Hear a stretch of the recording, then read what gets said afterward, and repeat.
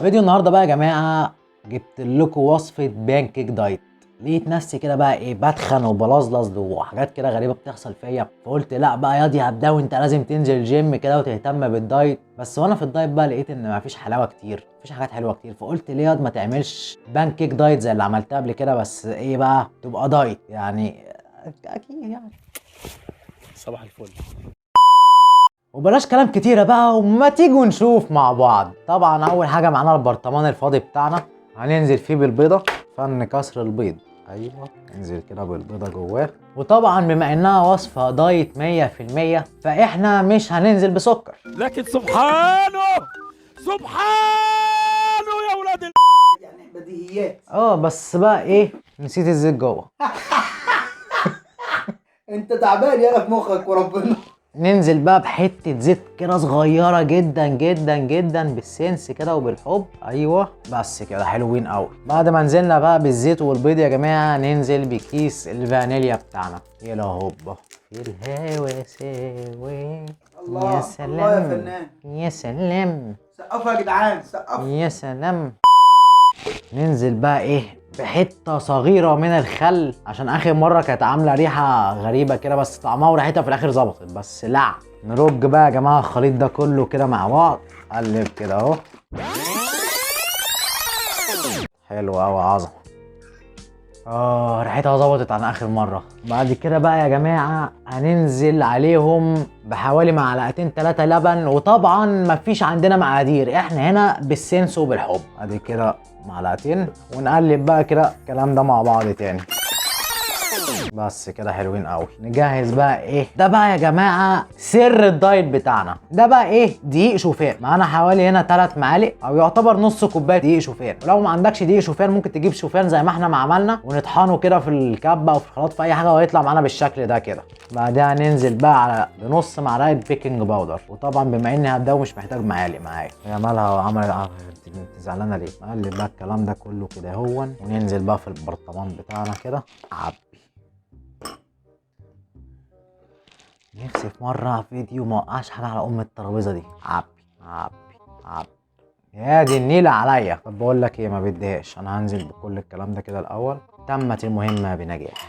اهم حاجة يا جماعة النظافة ثم النظافة ثم النظافة. يعني انت خلصت حاجة تمام لازم تنظف مكانك. يعني ما ينفعش تبقى قاعد كده ايه.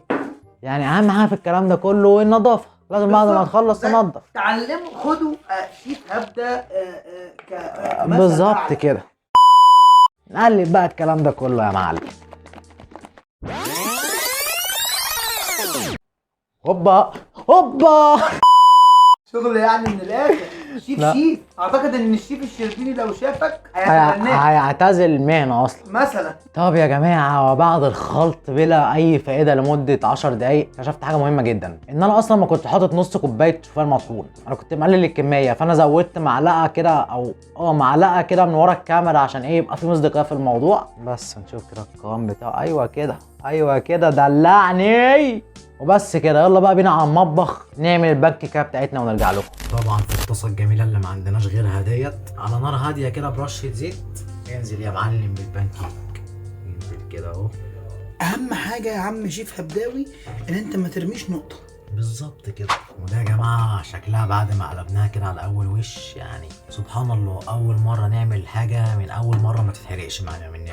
وبس كده نطلعها بقى ونجيلكم. وده يا جماعه شكلها بعد ما خلصت خالص. ريحتها يعني ريحه كيكه تقريبا. فايه بقى كده كده معلهاش سكر، فاحنا ننزل عليها بمعلقه عسل كده. هي معلقه واحده كفايه قوي عليها عشان دايت بقى وكده. اقل من معلقه كمان زي ما انتم ما شايفين كده. وانزل بقى يا معلم كده اهو. ايوه كده اهو. حلزونه يما الحلزونه. بس عظمه قوي. يلا بقى كده ايه ندوق يا جماعه ونشوف الكيكه. كيكه ايه البان كيك الدايت دي ايه اخبارها. انا عايز اقول لك ان هي دايبه.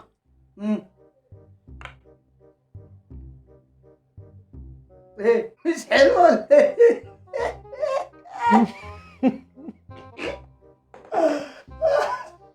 مش حلو يا اسطى ولا ايه؟ طب طعمها ايه وصف لي؟ خد وانت تعرف. طب والله الصراحه حلوه، انا مش فاهم وريني السكينه دي. يا ابني ريحتها حلوه وطعمها حلو وكل حاجه، بس مفيش سكر خالص. طيب ما انت عايز ما دقيق، ما انت مش صحيه. طب يا جماعه، وزي ما شفتوا معانا كده بقى ايه، هي نجحت وجميله ولذيذه وكل حاجه، واللي بيحب الشوفان هيحبها جدا، بس ناقصه سكر. يعني لو انت بتحب الحاجه مسكره او مش بتحب الحاجه تبقى عادمه خالص، فدي مش هتعجبك نهائي. دي للدايت، الناس بتاعت الرياضه اللي هي بالظبط مش كده. مع السكر اصلا.